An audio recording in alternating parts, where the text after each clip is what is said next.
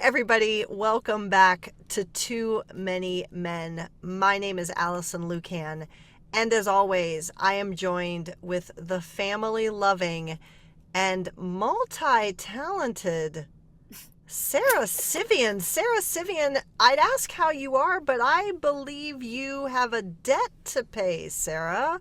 What's going on? Friend of the pod, Joe Smith, and I like to make a little bet every time Penn State and Michigan play. I don't know why I do this because Penn State has never beat Michigan. They had me in the first half, literally, not going to lie. But they ended up losing, so I will say, hail to the victors valiant, hail to the conquering heroes, hail to Michigan, the leaders and best, hail to the victors valiant. Hail to the conquering heroes. Hail to Michigan, the champions of the West. That may be the best rendering of one of the shittiest songs there is I've ever heard. Someone said it. Good job, Sarah. I'm proud of you. As someone who is married to a Penn State fan, I share your pain. We have some Ohio State fans coming out next weekend during the Ohio State-Penn State game, and I'm not sure that they're all going to be able to watch the game together, so we'll see. I say all of this. Congratulations, Sarah. Well done. Good on you to do that. Great singing voice. We love it. We also have with us, we would be nothing without the colorful, the magical, the ever-giving Shayna Goldman of The Athletic, who is Fantasy Writer of the Year and also is able to follow hockey at every level. It never ceases to amaze me. Shayna, say hi. Hi.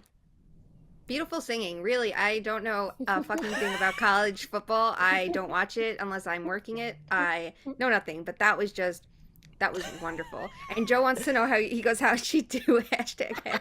I'm going to say you did. That's like Grammy winning right there. Yeah. You respond to him and you say, Allison's pissed you didn't message her. Hold on, let me check and see if he did. Nope, he didn't. You tell him I'm mad now. Okay.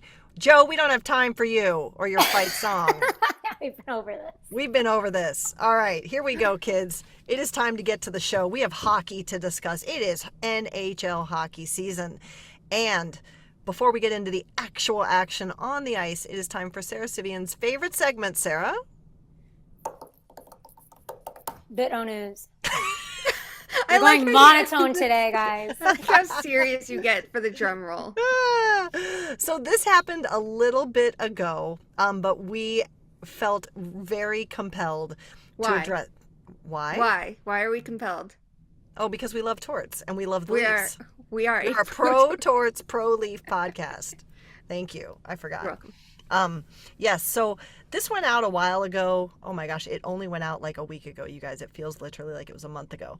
But John Tortorella did an interview with John Clark of NBC, and he asked John Tortorella if he has found something the Flyers are good at and can build on that, an identity, question mark.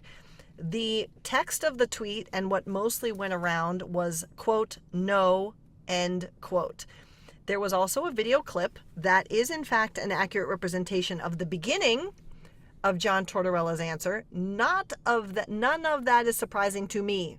But then John Tortorella went on to proceed to explain why he says no. And if you listen to it, you got a very good look into how John Tortorella takes on tasks like what he's doing in Philadelphia, like what he did in Columbus, where he is literally being told to change the culture of the team into a group that fights for and drives and earns wins. Sarah, you really wanted us to discuss this and brought it to our agenda, which I'm here for. Tell us what motivated you so much about this, and why is it important that we not only celebrate legitimately the man said no, but also the error that many people made in not giving Torts the freedom to continue his quote and explain himself with that answer. A full sentence in this economy. I think I love this from Torts, and I feel like the whole quote was even better than just the no. But at first I thought, you know how there's those Instagram accounts where it looks like they literally make things up. Someone like misquoted me and made something up that I said, you can't do anything about it. And it's just like, okay, well, that is so harmful. Now they've bled into my brain so much that I thought somebody like made that up because they added the visual of that guy getting bag skated and lying on the ground with Torts. And it was like, went Torts when asked if there's any redeeming qualities about the Flyers. No, period. I thought that was a joke, like, haha, like funny, we get it, it's Torts. And then I clicked on the interview and he actually said no. I thought that was amazing. But then he kept going. He wasn't just like, no. Right. No, like the way you're picturing it as a joke. Like, he actually expanded on it. So I think, I don't know where I'm going with this. Once again, I'm complaining about the way that we misrepresent things on Twitter. But one thing about Torts is that he doesn't care. He's going to keep doing what he does and says what he wants to say, no matter if anybody misquotes him on Twitter. And I've said this for years. And I mean, honestly, Flyers fans, I'm not saying you have to like him, but you are in for one of the most enjoyable rides from a quote perspective. And I mean this sincerely. It's not the YouTube Torts, the ranting, the raving, the yelling at people. You're going to get some serious content to dig your teeth into. And again, you don't have to like it, but this man will tell you what he thinks, and this man will tell you what he's trying to do. And this is one of those times. Shayna, your thoughts on Torts in Philly in general, but also this quote and what it tells you about what's going on. And if you do have a comment on how the media or accurately represented this. Well, I know with Torts, it's easy to get like the clickbait, quote. And in a press conference too, like he might actually give you that one answer that's no. And that is true. Yeah. But like everyone just stops and gets annoyed about it instead of thinking about why. Why is he protecting his players? Why is he making this about himself? Like, those are things you should want a head coach to do, which he does. And we're the first ones to say, bring new voices into the NHL, enough with the recycled voices. But the difference is his voice has legitimately evolved. Like, there's so much refreshing about him. So he was blunt. He was honest that this Flyers team needs work. And we were talking about this on the last podcast. It's not surprising the Flyers wanted him. It's surprising he wanted the Flyers because they're a challenge and they're a team that doesn't seem like they would be what he's looking for, but in a way it's exactly perfectly because he can build them from the bottom up with, a group of players that are young players and veterans too. So, I'm all for it. And everyone gets stuck on these quotes instead of listening to the entire thing. And there's other comments he's made that are so refreshing, like the comment about the AHL not needing to copy his system because it's about that coach building an identity for themselves. And maybe they don't have the roster that's perfect for his system at the NHL level. It's emphasizing, like what Marty St. Louis said earlier in the year, the concepts over systems and things like that. Like, players can adapt to different systems, but this coach is getting a chance. And he's not, if Tortorella has a horrible system that this coach doesn't want to coach, he's not going to identify himself. He's not going to get himself a great opportunity to move on to a new job. All of these things are incredibly refreshing and things that you probably wouldn't expect Torts to say if you don't actually listen to what he has to say and you just go off the quick headlines. It's also very interesting what we get mad at. Like, we got the same people in Canada, the old white men columnists, doing redemption arcs for Evander Kane. That's okay. But how will the journalists live and buy their groceries if Torts doesn't give us a quote in the post game? They get very mad about that, and they're fine with a problematic person walking around. So I'm just wondering, why are we selectively getting mad at certain things? And I think you've supplied your own groceries just fine when you're in your tenure with him, Allison. Can I add? Sorry. Yes, you can. What's frustrating to me too is like, Torts will tell you that he loves to study the mind. He is a student of the mind. That's what he is not your big tactical guy. He believes in motivation and learning about people and how to lead and what leadership is all about. That's what really like fires him up. And what kind of is frustrating to me, and selfishly, this is obviously my bias, but he is actually sharing a shit ton about he manages people and how you can manage human beings. And people gloss over that and they're looking for the quote about the game or this or that, the other thing, when he's actually telling you so much more. And if people would write about different topics and look differently at what information he's giving, again, I'm not saying you have to like it. I'm not saying you have to think he's great, but there's just so much content coming out that could be dug into and just enjoyed. Shayna, you were going to say. I'm in a way glad he went to Philly because I think other stops along the way besides Columbus, he hasn't had the opportunity of having someone to write about him that's actually going to look into this stuff and bring up different points like you did and like Portsline did. And I think that Charlie O'Connor is someone who there's going to be bad writing in Philly. Like that's without question. But I think Charlie's so good for this challenge too because I think he's going to look past the standard bullshit and invest his time learning about torts and how he coaches. And I think it's going to bring for interesting content instead of things like this where it's the clickbait where no one watches the video.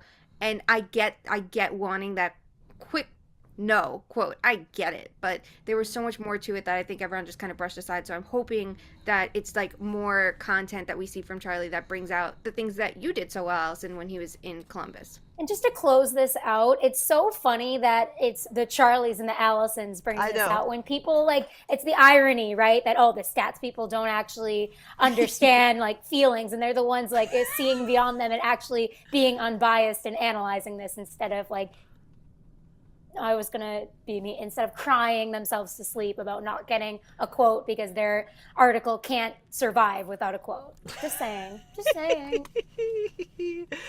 So that's our Bit O News. Again, listen, Flyers fans, enjoy it. Have some fun with it. Your team is having a great start to the season. Find joy where you can find joy, I say. Mm-hmm. But on the opposite end of the joy spectrum, we unfortunately also have a new addition to our shit list. And friends, this one's personal to me because on nights when I'm working, it is really, really a challenge to stay abreast of everything that's going on in the league. And I want to do that. I think that's important. I think that even if you cover one team, you really should work to understand what's going on with as many teams as you can. So our new addition to the shit list, and Shayna, you can take it away, the NHL schedule makers. Shayna, go. I need to have a talk with them. That's what I think.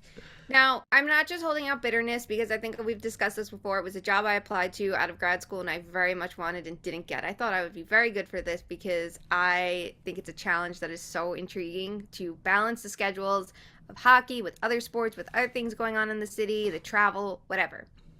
But for some fucking reason, the NHL insists on stacking games on certain nights, and I get not wanting to compete with other things at, certain times, but it makes no sense to have 14 games on one night, 3 the next night, and better yet, have the 14 games start at the same fucking time, so everybody's stuck watching intermissions, and it's not that the intermission content isn't good. We all love to watch intermissions. That's how we see the amazing Allison at her job. But it would be nice to have games start on the half hour, and I know there's different logistics like, will there be travel? How do the trains run? Things like that. How did the trains run? That's like a thought here, like if how will the lights stay on? People forget. Like the Islanders are 7:30 starts, and they keep making train times so it like works for them. Versus like they have a train that you can get there on time, and it's not like you're sitting there for 2 hours twiddling your thumbs. Like I'm sure that goes into like the thought process too for like anyone that uses like major transportation, but. And, kids want to go to sleep earlier and things like that. So a 7 o'clock start versus 7:30 is a difference. But for fuck's sake, if you want to grow the game, you need to have games on at different times. I am someone who watches a lot of games at once. I usually have 3 or 4 up at a time. I know not everyone wants to do that. It's something I do. It's chaotic. On Monday night, I felt like I was melting down trying to catch up with everything. And I'm someone who's built for this, and I struggled with it. That makes me feel better because I had like sensory overload and turned off all the games. I can't do this. Good night. Shayna's a little humble brag in there. I'm built for this. I bet she is. I know. Please going on. I like a lot of games on at once, and like I figured out a system that works for me. How I can do it without it's like a million screens yelling at me, and I can keep track of things. There were games I didn't watch at all, so then I stayed up later to catch up on the condensed games, continue it the next morning. My whole day is fucked up because I want to know what's going on because I can't do my job properly if I don't know what just happened. Like I barely got to see the Detroit LA game until like the last 5 minutes. The Pittsburgh Montreal game, I did not see Montreal come back. I had to watch that the next day. It's annoying for me as someone who works it's annoying for fans. If you want to have fans give a shit on a random Wednesday that the Flyers and Panthers are playing each other, it'd be nice if they could see the Flyers and Panthers play a regular season game when their team is not playing them. It'd be as simple as saying, I have 18 minutes during intermission. Let me flip ESPN Plus to the Panthers game and understand what's going on. So now when they're on national TV, I give a fuck. And also, there were 10, keep me honest, there were 10 games on Saturday. No games on Sunday. Saturday is full of college football. So if we want to grow the game in the U.S., I mean, obviously Canada is different, but if we want to grow the game in the U.S., you're going to stack the majority of your games against college football? I just don't get it. I would love an sense. explanation. And let me tell you, poor Shayna had to face my wrath on this. ESPN Plus now, you cannot watch a game for 48 hours after the game's over. Yeah. That's not good. It's tough. And if it's on NHL Network too, it's just a random game. Forget about No it. moving If it's pictures on for us. It's not, there's so many things. And then the amazing thing is when they break out and do different times, like if you look at this Sunday schedule where there's 1, 2, 3, 4, 5 games, 3 start at 5 o'clock. 1 starts at 7, 1 starts at 2. You couldn't have done a 4, a 6, a 5:30, a 7:30, or 2 at 7, 2 at 5. Anything. Instead, it's all stacked at once. It's the same thing Saturday. 2 1 o'clocks, 2 4 o'clocks. The rest she's start got at the 7. schedule out, people. Here she goes. I look at this. We're mad. I am so mad over it. It is every year. It's the same shit. And it just, if you have to keep it this way for whatever fucking reason, that all the games are just hammered on the same day, which is annoying enough, fucking stagger the start times. Well, 15 minutes, 30 minutes, whatever. And I repeat, I've said this literally for like 10 years. Like, okay, fine. If this is the base level of your broadcast agreement, fine. But tell me that if I pay more money, I can see the games right after. Or tell me that I can pay more to see NHL Network. I will give you my actual American dollars to do this. But like, you're literally making it impossible to take in your primary product. And forget about the blackouts too. If you want to stream it, and it's incredible. If there was a class action lawsuit about this years ago, it was with baseball and with hockey, and no one followed through with the regional blackouts because there was no benefit to them. If people could have followed through with that or anything, but instead they're like, there was no money getting out of it. Like, I don't understand. Like, Conspiracy theory. Ready, Conspiracy go. theory time. The gate revenue. Are they trying to get people to go to the games? But that's limited. People can't That's afford capped. this. But that's capped. Yeah. And they used to. You remember, like the Jaguars? It was like Sarah's trying to be sensible, and Shayna and I are like, no. I just don't get it. That was a thing, though. Like, they used to not show football games in market. I think it was for the Jacksonville Jaguars because they couldn't fill the stadium, so you couldn't even watch it on cable. Sure. But now I get it that it's like, it's a problem with cable, but maybe ESPN or not, it's not ESPN. Maybe everybody who has media deals needs to work out a better arrangement that you get more from the cable company, or there's some sort of deal that if you're in the Columbus market and you want to watch, what is it, Bally Sports Ohio now? Correct. Like, you can watch that without a cable subscription, or literally anything. If you want to stream that, you log into ESPN Plus with your cable subscription. Somehow they made, instead of an extra streaming, it's ridiculous. Because that's what I'm watching in Seattle. If I want to watch, that's literally, I have the choice. I can watch the Columbus feed, or I can watch, for example, last night, I can watch the Vancouver feed. So pick one. Like, it's still going to ESPN Plus in some way, shape, or form through the clouds. It's getting bad. And to close this out, the one person that covers it, Sean Shapiro, is on his own now. So follow his Substack and support him. I'm sure he's going to have some info about this coming up, because it is getting contentious also with the Bally Sports affiliates and like the teams and I don't know how much I can say, but and the teams and networks and stuff. And it's all like a petty mess, and it's very embarrassing. We got to get it together, folks. Mark this moment when Sarah Sivian had to bring Shayna and I under control.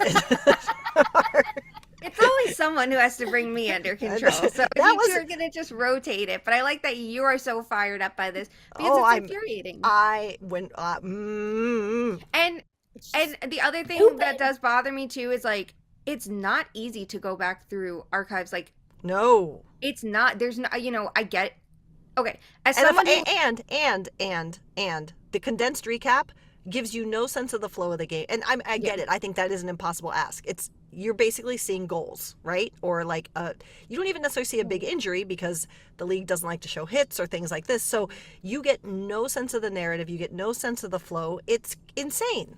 yeah, it's a lot. And even when you're going back through it to find, there were Sarah's things gonna that were kill us. done. It started to trend up, and it just feels like it's like a little bit of a pause that we're like, ugh, this. It's the year 2022. This should not be so difficult. That's all. Sarah wants to go drink with her parents. We need to move on. Yeah, we're moving on. Okay, we're sorry. Thus endeth the shit list this week. We had thoughts. Good. Okay, friends, it's great to hear. Sarah, did I ever tell you the story, by the way, when I lost a bet and had to sing the Penn State fight song in front of an entire wedding of Steven's friends? For the glory of... No, you That's didn't. not the fight song. That may be the alma mater. That's not the fight song. Oh. What's the fight? Fight on state. Oh, fight on state. Roar, lions, roar. There you Yeah, go. okay. See? Okay. All right. Okay. Yep. It's all the same to me. No, don't ever say that. But was Okay. this in front of Ohio friends? No, Penn State friends. Oh.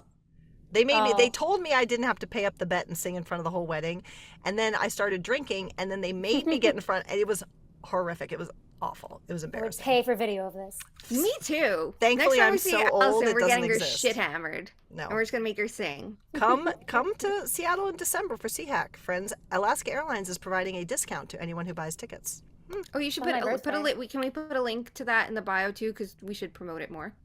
You're very good Okay, at conference bio. running. Thank you, Sheena. You're welcome. Not that you've come to any of them yet.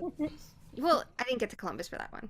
I'm aware. I know. I know. We're working on it. Okay. We're shedding jobs. We're getting there. All right. Sarah's been to Seattle. I'm just saying. Love it. Just throwing it out there. Okay. Last episode, we talked about what teams are good with the obviously completely predictory sample size of 1 to 4 games. That is going to tell us everything we need to know about a team for the rest of the season. But we're having fun with it now. And we talked about the good teams, so we felt it was only fair to talk about the bad teams. And before you come at us, listen, this is just the narrative, friends. Let us have some fun. It's just men running around ice with knives on their shoes. So, number 1, and we'll have to talk about which one of these is most shocking to us. Folks, the Minnesota Wild have yet to win a game. And they are also, per Sportsnet, the first team. Let's remember, they have Marc-Andre Fleury there, who rightly so has a well-respected long career playing in net.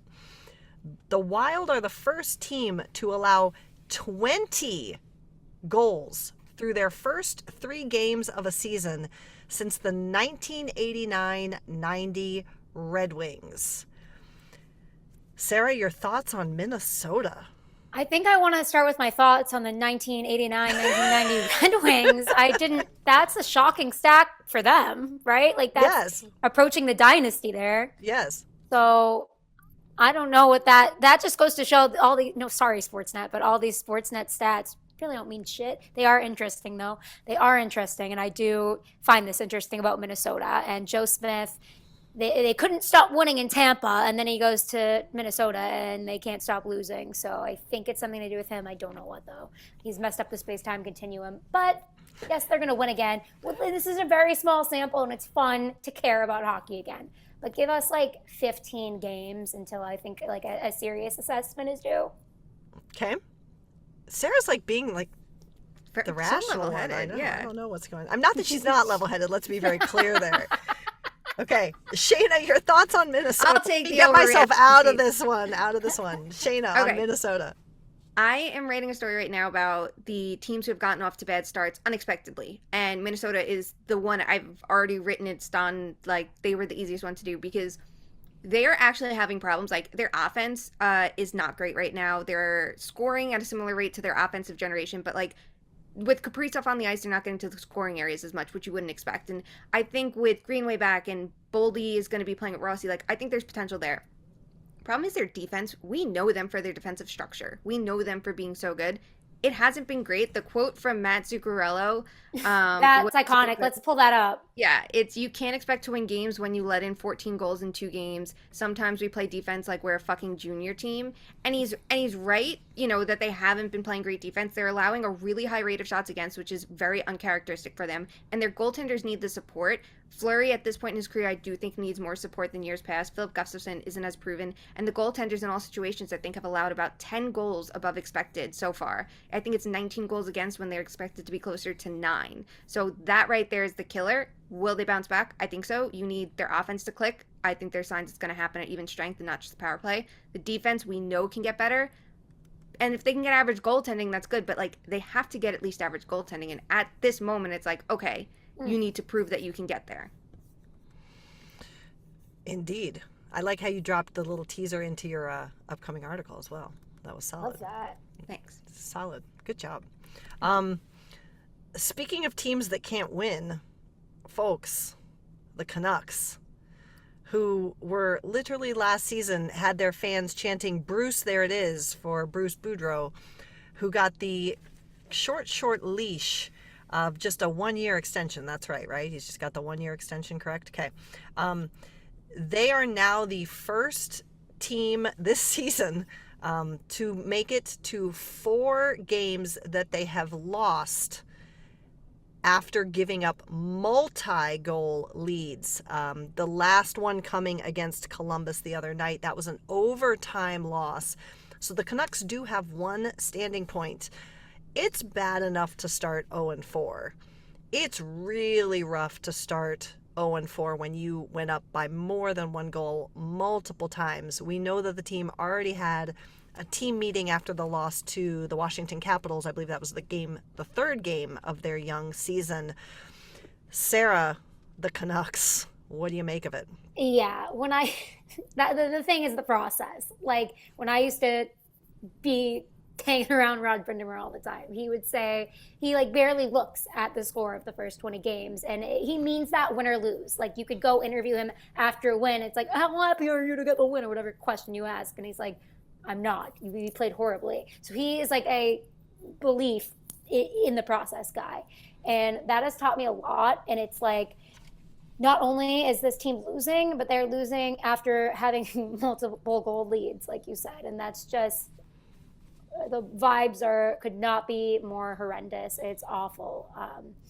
I don't know what else to say. I'm very disappointed in this team. It's just pissing me off because I want them to be good, because when they get on these runs like they did when Bruce was hired, they're so exciting and fun. And then it's they'll play in and lose 15 overtime games, and then they lose multi-goal games. It's they just don't have confidence or a foundation whatsoever.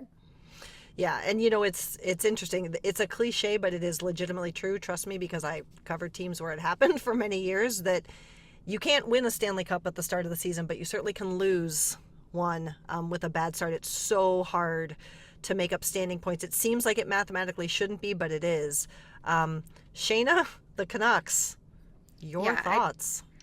I think they're a team that can't afford to lose the standing points. We saw them narrowly miss last year. Exactly. They're a team it's an uphill battle for them, and they can't expect Demko to be perfect. The positive takeaway, I think Elias Pettersson looks good to start, and he was trending up in the right direction at the end of last year. I don't think Quinn Hughes has had a great start. I think he'll get there. Players like JT Miller have not had very good starts at all, and they just paid him a shit ton of money. So like you said, the vibes just seem completely off in Vancouver, and it's not the first time. It's not the first time, and it's with different head coaches. There's something going on there that it just isn't working, and it's such an interesting season because they have to figure out what to do with the Bo Horvat contract. They already committed to Miller when a lot of people would said maybe they shouldn't have. Get a ton of assets back, figure it out, then plan your next step. Now you're going to have that same question coming up this year. The start is pretty important because they should make this decision in season to maximize the return that they need to turn things around. I don't see how you can commit to this team off their start because, like you said, it's only a couple games, but the process is bad too. Mm-hmm. This is pretty terrible. And yes, it's hard. You're cross country on a road trip. But I have to think the next couple weeks are going to be pretty defining for where they go this direction, and they should be given their potential trajectory. It's just getting worse. 100%. And it's not to go back to torts, but it's all about hoping to win versus expecting to win. And if the vibes are bad, mentally this can by the time guys are out there on the ice, I was talking to a player here the other day about this, but when you're on the ice, it's just muscle memory. So much of what differentiates you is the mental attitude and the focus and the mental side of this. So, yeah, Canucks, yikes. From the process to the passion, hey, let's talk about the Leafs because, again, we are pro-Torts, we are pro-Leafs. And if you listen to last episode, we talked about the biggest thing going on in Toronto, at least roster-wise, which is the loss of Matt Murray, who was expected to be goaltender number one for this team. But the Leafs have lost to the Montreal Canadiens. They have lost to the Arizona Coyotes at home. They have been booed off the ice by their fans. Shayna, what's going on in Toronto, and what are your predictions for if and how they get out of this kind of a start? I think they get out of this kind of start. I think they're going to be fine. I think they're going to make the playoffs. Even if their goaltending situation isn't ideal, I think they'll be fine. But the problem is the regular season needs to prepare them for the postseason. We know that.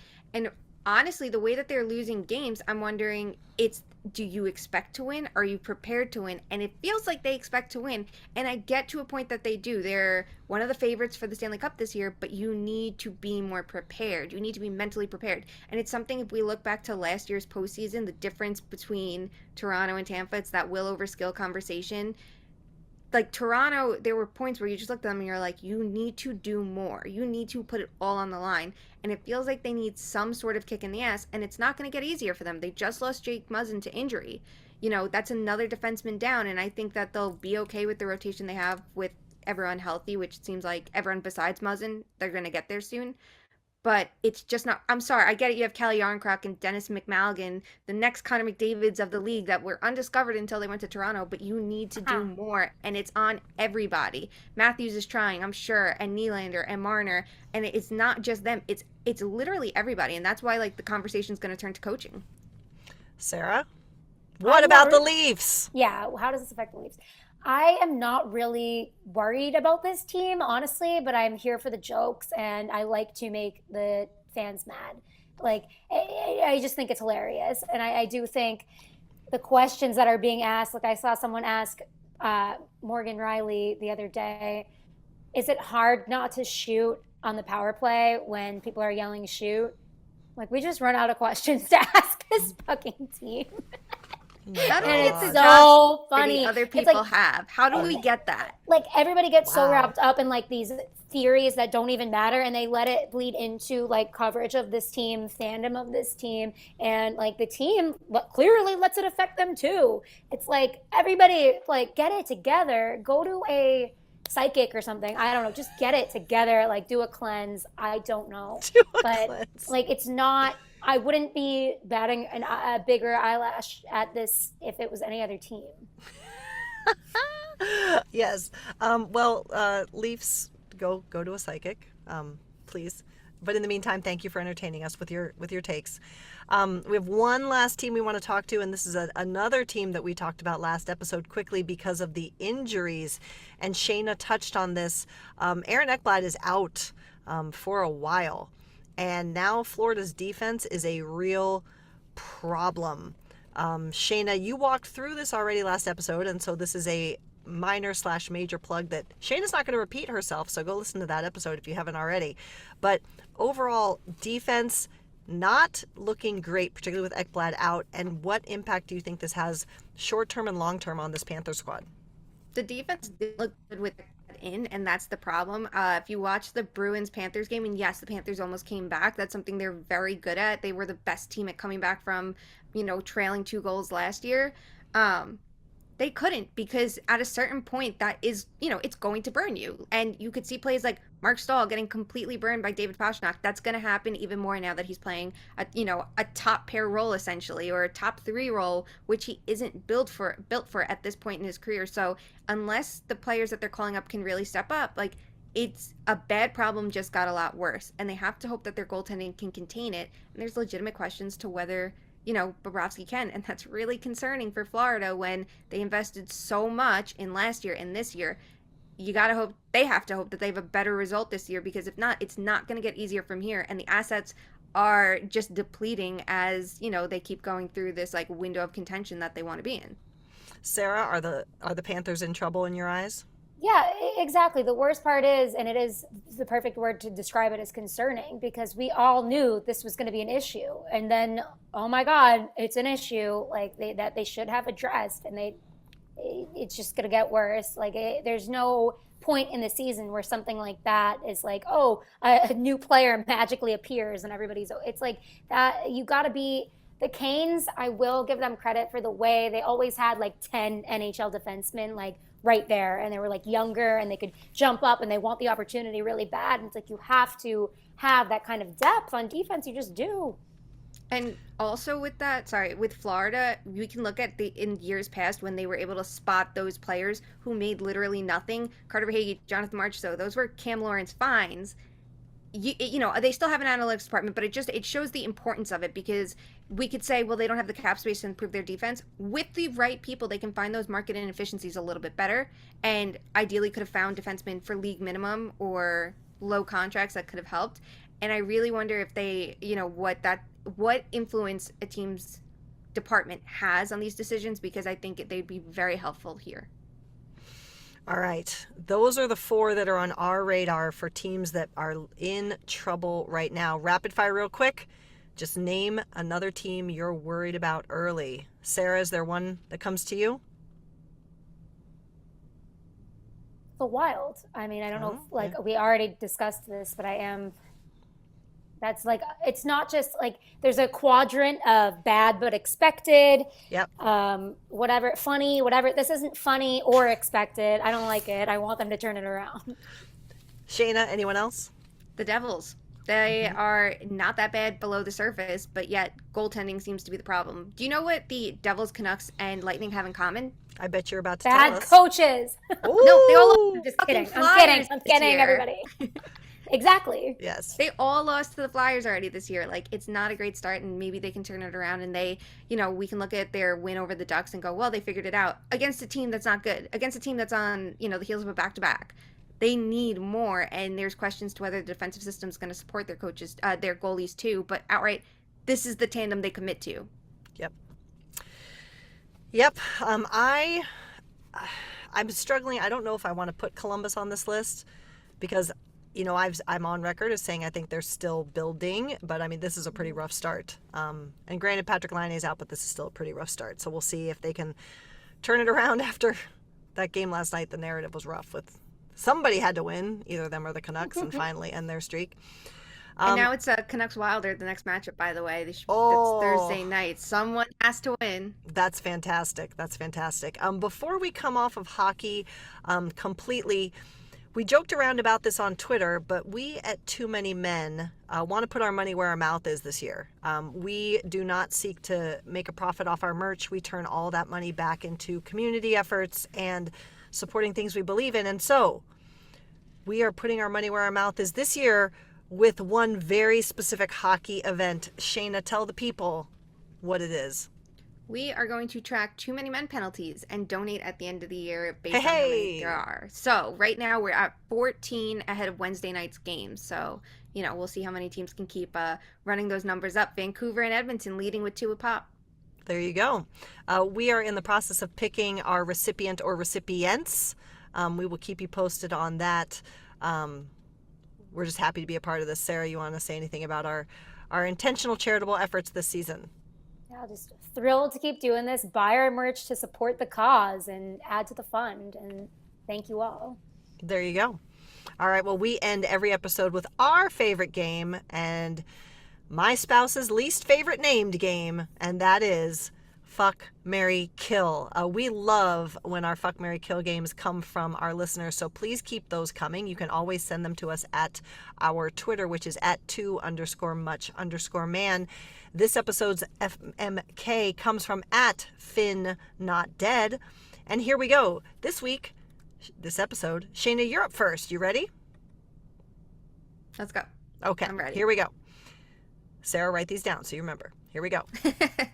Games starting at the same time, the offsides review, or the loser point.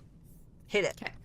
I will marry the loser point. I am fine with teams getting a point if they go to overtime. I know we can get into the conversation about shootouts and everyone hates them. Sure. You make it to overtime and you go to 3-on-3, you get a loser point. That's fine. Move on. If you have any issues, make a 3-point system for an overtime win counting less than regulation. That's the best I can give you. Okay. I will I will fuck the offside review. I think that they're too long. I think they're too tedious. I think they're annoying. I think we could abolish it. Sure. I think once in a while there is merit to it. We have seen it where there's players that are offside by a mile. If it's, it wasn't meant for these tiny little details. It was meant for the egregious plays. So there is some value to it. And I do think a challenge system is a good thing to have. So for that, we'll fuck it. I will kill the game starting at the same time. Shocking development here. Shocking. Because it makes me want to rip my hair out. It makes me very angry every night. It's overwhelming for a lot of people, including myself. It is very obnoxious and is a horrible way to market the game. And we were talking about the salary cap last episode and how it'd be nice to see it increase. The league is very bad at projecting revenues, and this is the reason why, because people don't watch the games because they can't, and then you can't grow the game. So no one's going to care that last night, 2 random teams are playing each other at the same time. How many people are like, yeah, I'm going to try to watch everything? You look for it in the intermissions, and you can't. And it's a fixable problem, a very easily fixable problem. So, kill it. Sarah, I should have put a time limit on her for that one because we knew she was going to get going My computer's again. about to die.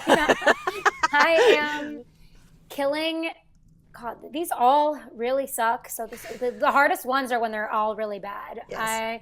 I'm going to kill offsides review because I feel like it's just opened a rabbit hole of all these other things you could potentially review, all these discussions that don't need to be had. It's like when you try to do one thing and then everyone's like, well, what about this? What about, it's just exhausting to me. And it ruins, the discourse just ruins a lot of other things that were fine. So kill that. We are fucking the loser point. Oh boy. Keep going. It's a necessary evil in the format that we have, so I'll tolerate it. I'm marrying the games at the same time because this is going to be a spouse that you guys are going to hate, so I can complain about him, and then you guys can take me out for drinks. Okay, I like the logic. Fair. That's fine. Got logic. Fair. A lot of drinks to get through that marriage. Hey, Shayna, guess what? You're gonna match me. I am going to match you. I am... Just go back and hit rewind and listen to my rant again as to why I'm killing games starting at the same time. I am going to fuck the offside review because in addition to everything that Shayna and Sarah already said, my issue is that there should be a time limit on it. When someone went offsides 2 minutes prior to the goal, people, please, come on. That inch did not differentiate whether or not the goal happened all this time later. So stop over that. But it's present, and so whatever. I do like the review system, though, to Shayna's point. And I will marry the loser point as long as we don't get in a situation too much. I mean, this creeps in a little bit. What I don't like about the loser point is when teams start playing for overtime. And I also hate the shootout. But as Sarah said, these are the least of the many evils. So here we are. Thank you, Finn Not Dead, for getting that in. Please, our friends, please keep sending them. We love it. We love it. We love it. Challenge us with your favorite FMK candidates. That is all we have for you. We will be coming at you twice a week, every week as the NHL season goes on. If there's more you want to hear us talk about, let us know at 2_much_man. If there are things you don't want to hear us talk about, just don't listen. We don't need the long emails. Thank you. Have a good day. We're fine with how we look on the YouTube. We're already aware of how we look on the YouTube. You can keep those comments to yourself as well. If you can't say something nice, say nothing at all. Constructive criticism only. Until we talk again, please be kind to each other. Make space in this sport for everyone because hockey truly should be for everyone. And until then, we'll see you soon. Love you. Bye.